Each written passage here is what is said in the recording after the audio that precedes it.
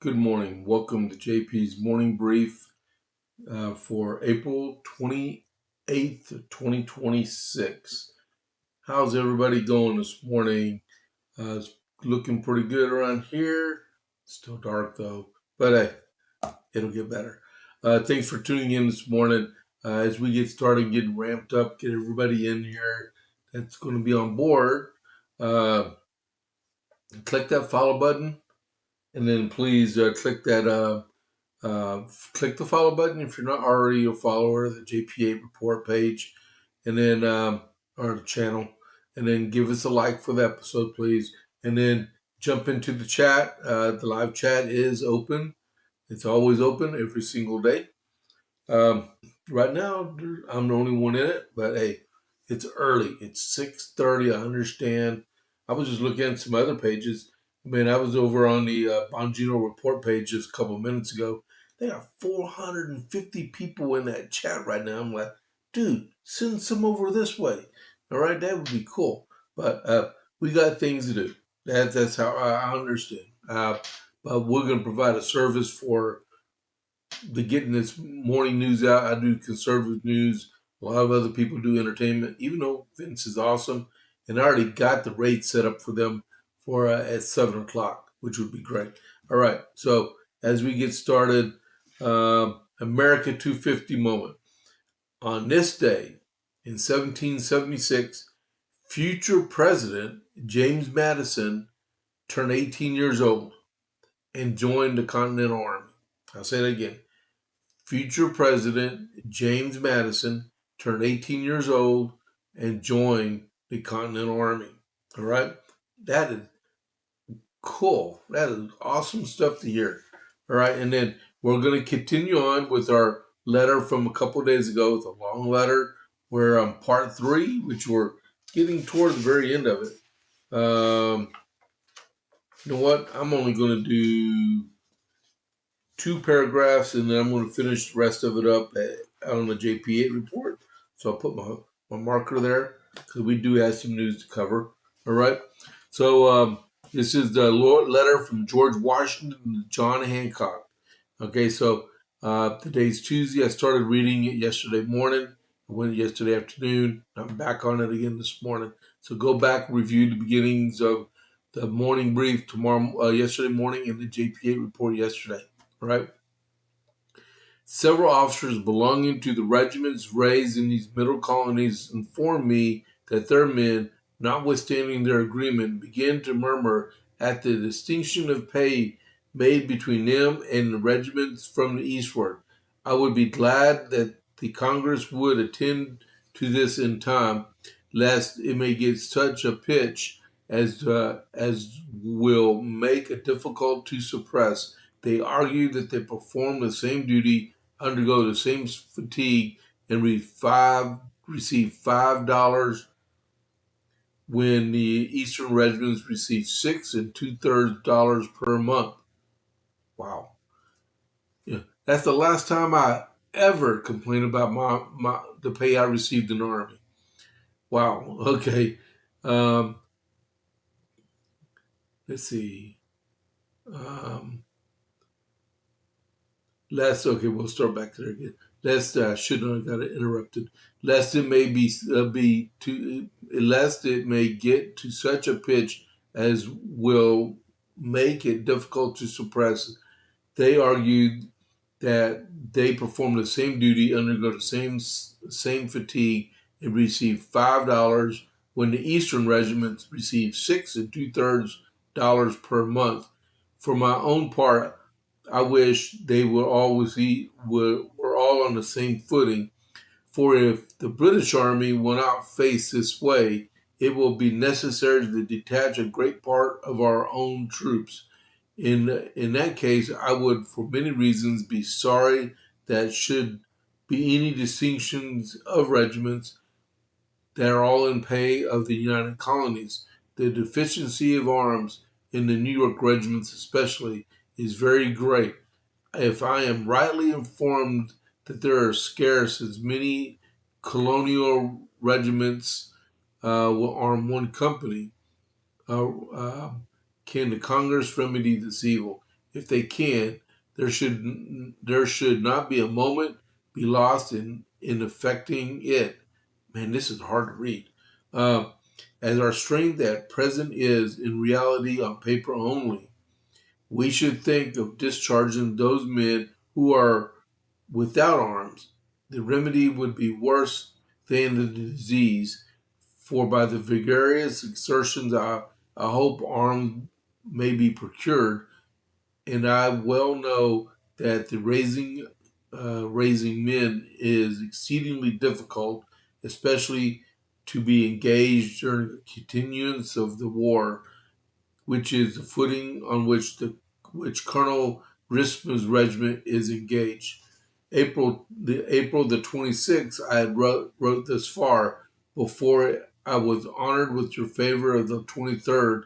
In obedience with the order therein contained, I have directed 6 regiments more for Canada, which will embark as soon as vessels and other necessaries can be provided. These regiments will be commanded by General Sullivan. I shall give him instructions to join forces in that country under General Thomas as soon as possible. Okay, that is part 3, and the final part of part 4 will be this afternoon. Thank y'all for letting me read it. I'm serious. The grammar, that King's grammar from back in the 1700s, is hard to read sometimes. All right, and the letter could have been good, but remember it was dictated from General Washington, one of his scribes, and then it was translated digitally by someone probably in the last 20 years or so and put on the internet. Okay, so we just got to bear that in mind. All right, so with that being said, we shall move forward with my sponsor. Well, I sponsor him. Okay, so the Armament Shop. Whether you're looking for your first firearm, upgrading your setup, or need expert service, Jason at the Armament Shop is Copper's Cove's premier source for all things shooting. Browse our wide selection of pistols, rifles, and shotguns, backed by top-tier gunsmithing for repairs along with reloading supplies and professional cleaning to keep your firearm in peak condition. Need a transfer? We make FFL transfers fast, easy, and affordable. Need your CHL? Jason can handle those classes. He has over 3 decades of experience. Visit the Armament Shop today on 115A West Avenue D in Coppers Cove, or call or text 254-560-2023, or visit them on the internet at www.armamentshop.com. The Armament Shop, your safety, our priority. All right, that was cool. And then let me get set up for the next one. There we go. All right, so next is the Iran update. Let's see. The Iran update, Operation Epic Fury. We are still in the ceasefire. And I think we've been on the ceasefire like 3.5 weeks so far. All right. This is the 59th day of the conflict. The Iranian foreign minister met Vladimir Putin in Russia. They haven't said too much about what that was about. And then 38 ships have been turned back this morning. It was reported right before I was coming in there, a UAE ship with LNG was allowed to go through the lines to the Indian Ocean yesterday. Iran says, Trump says he does not like the Iran deal because it implies no nuclear talks. That's a non-starter. The Iranians should understand that totally, but I guess they're stupid. I guess Dems are saying they're going to do a 6th Iran war vote, probably today or tomorrow. It's for a War Powers Act. They're going to attempt. They're going to fail again. France tells Iran to make a deal. Um, and then I don't know. France has no bearing in world politics anymore. I do not understand why they keep at it. They just need to capitulate to everybody. Good morning, Kovite for Life. Thank you for joining in. Um, so the Iran economy is on the verge of collapse, and IDF finds weapons cache in a Lebanese family's kid's bedroom. All right. So, and as of this morning, about an hour ago, the Brent crude oil was trading at $111.49 a barrel. And then West Texas Intermediate is at $99.65 a barrel. It's time to fill up your vehicle because within about 3 days, the price of gas is going to spike. The Dow Jones Industrial Average is it closed yesterday at 49,167.79, and that was down 62.92 points.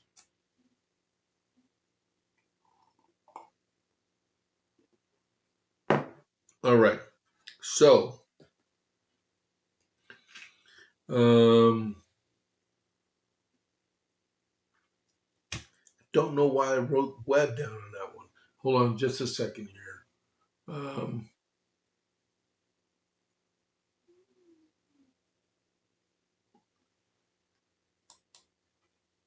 I wrote it down for a reason. I wrote it down this morning.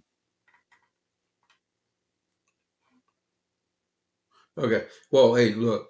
King Charles III arrived at the White House yesterday. Um, he there's they arrived yesterday. They had a garden party yesterday.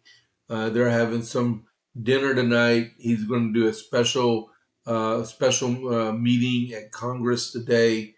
I don't know why I wrote web down on there for some strange, crazy reason.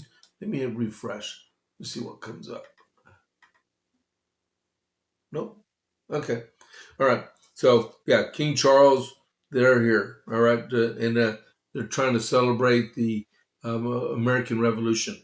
Now, so when they have this dinner tonight, right? They're going to meet in a tent. All right.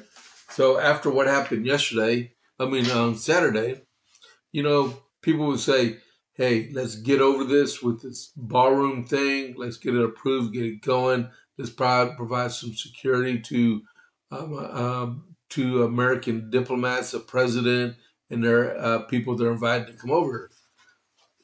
Well, so Sunday, the acting attorney general, Todd Blanche, had the assistant attorney general, Brett Shumate, write a letter to the law firm of Foley Hogue LLP, right, and saying, please get your staff, get your client to withdraw their petition, or we are going to make a move to have it dropped in court because there's no call for it, right? Yesterday it was put out, and I do have this. I know I did. Yep, right here. The plaintiff in the lawsuit challenging President Trump's $400 million White House ballroom project on Monday rejected a demand by the Department of Justice to drop the legal challenge in the wake of a shooting incident at the White House Correspondents' Center that Trump was evacuated from.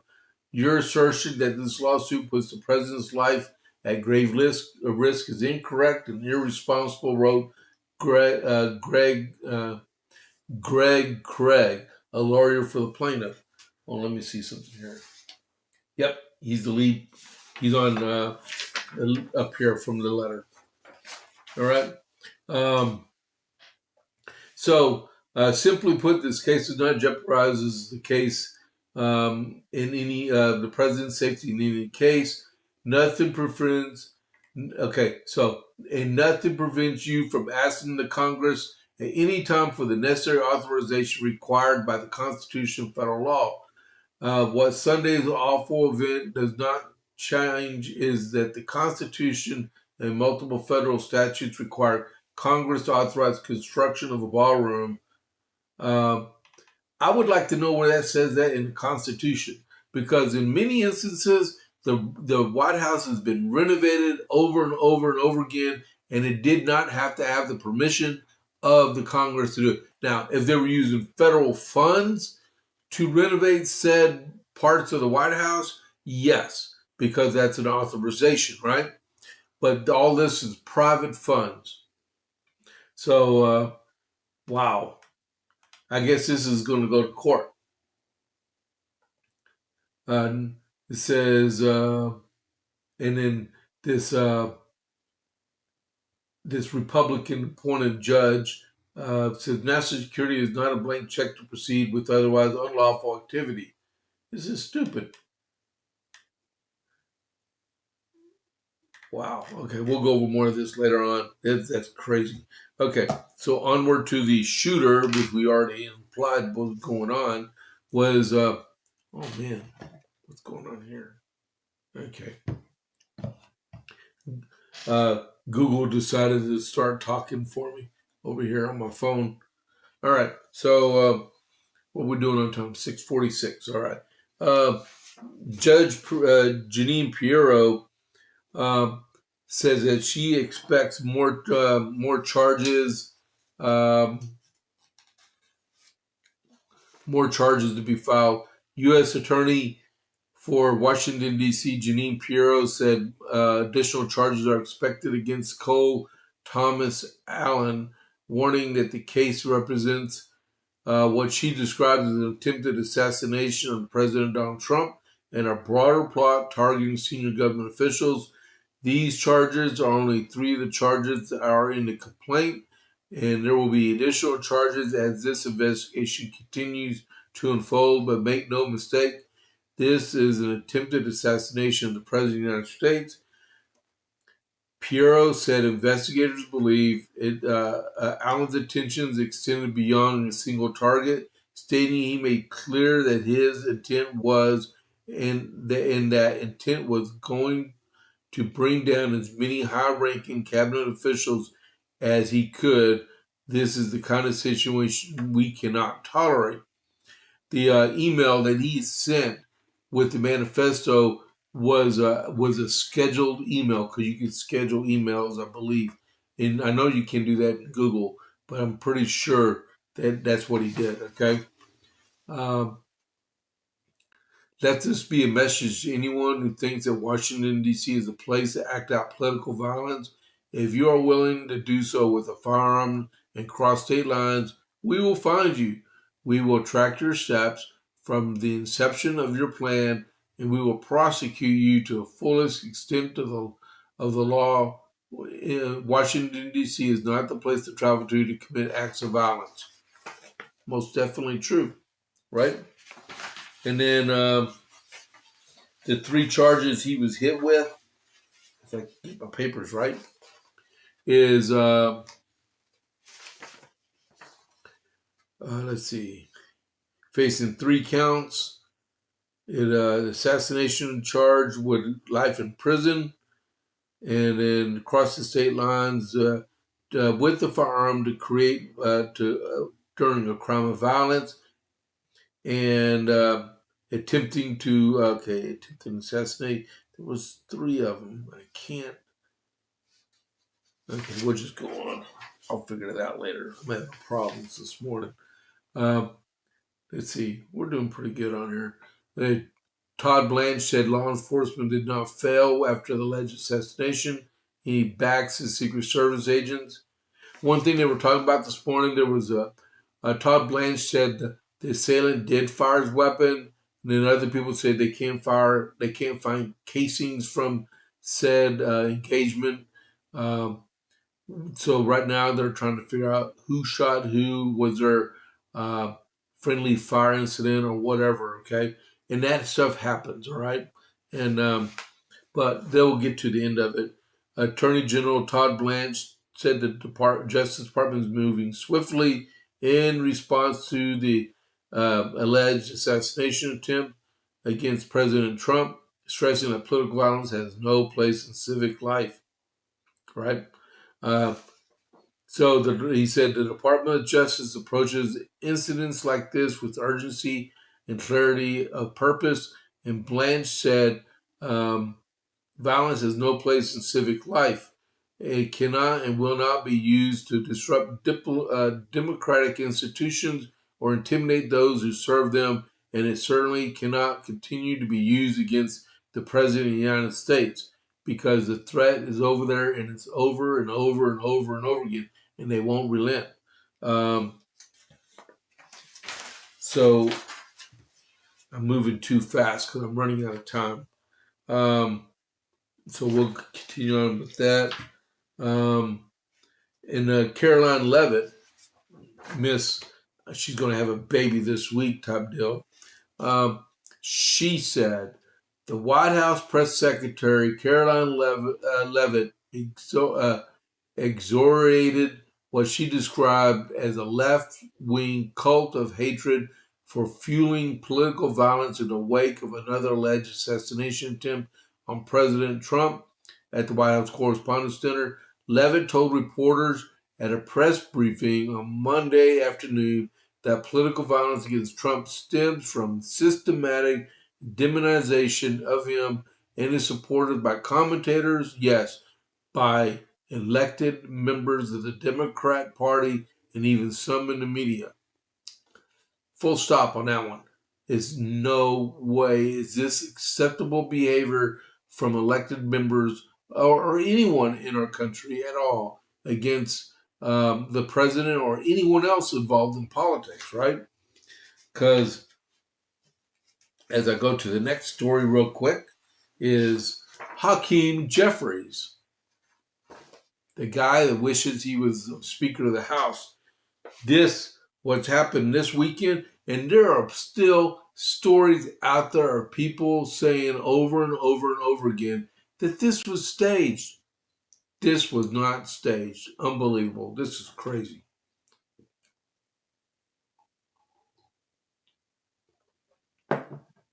So, House Minority Leader Hakeem Jeffries doubled down on his inflammatory rhetoric toward Republicans during a fiery news conference Monday. That's 2 days after this went down at the Washington Hilton. And he said, I don't give a blank. Okay, I don't cuss anymore.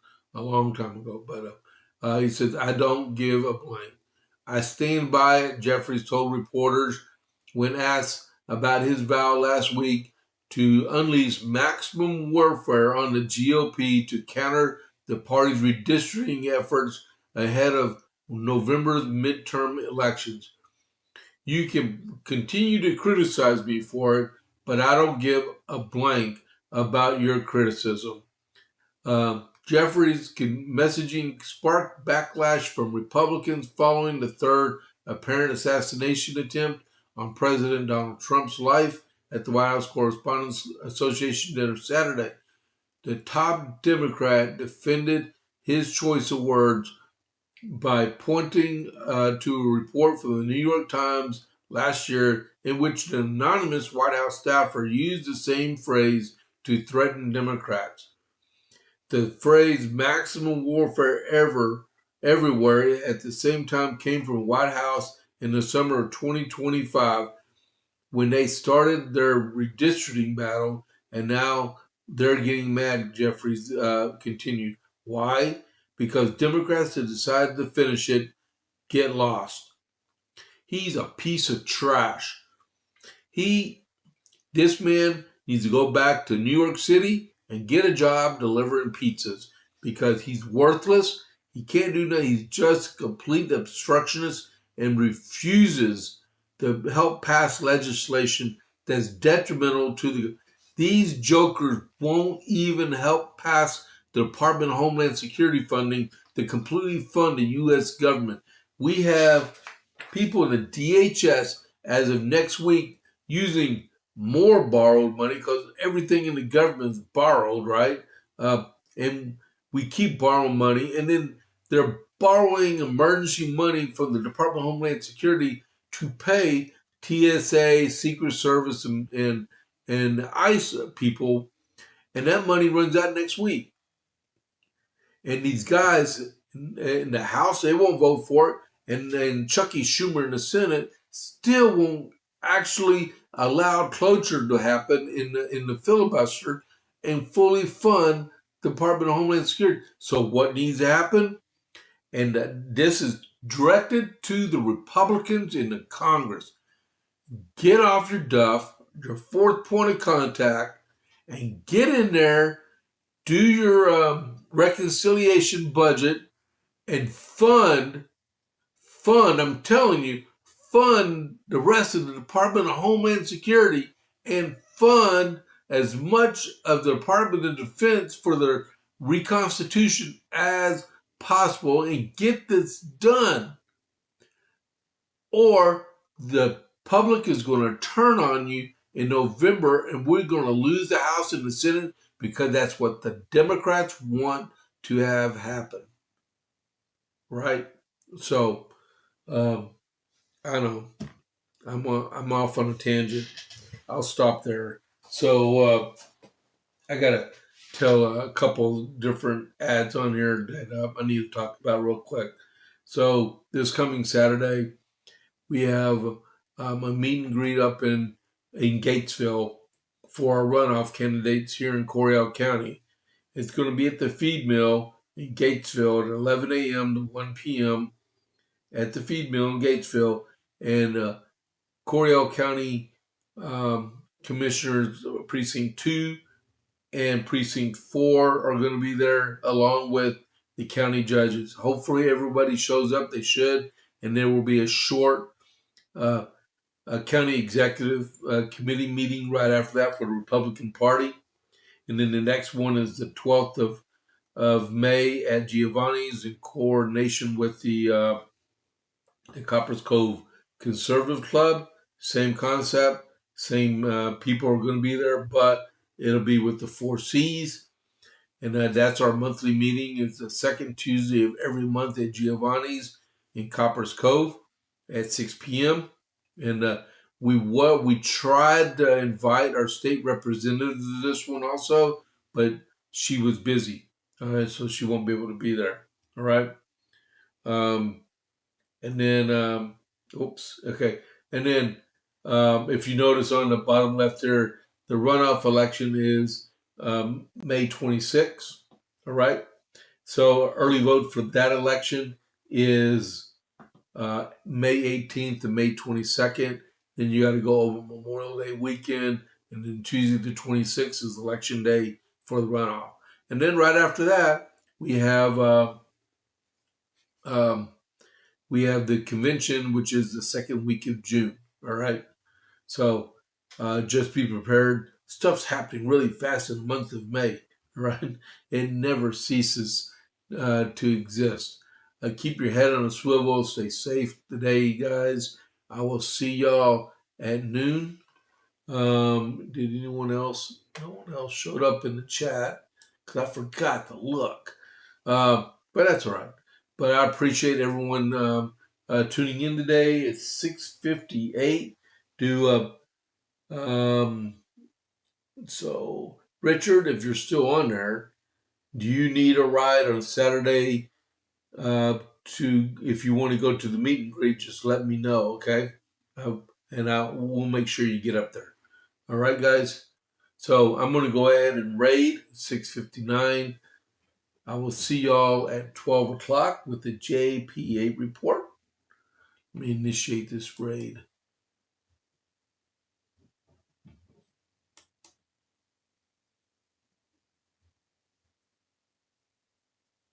There we go.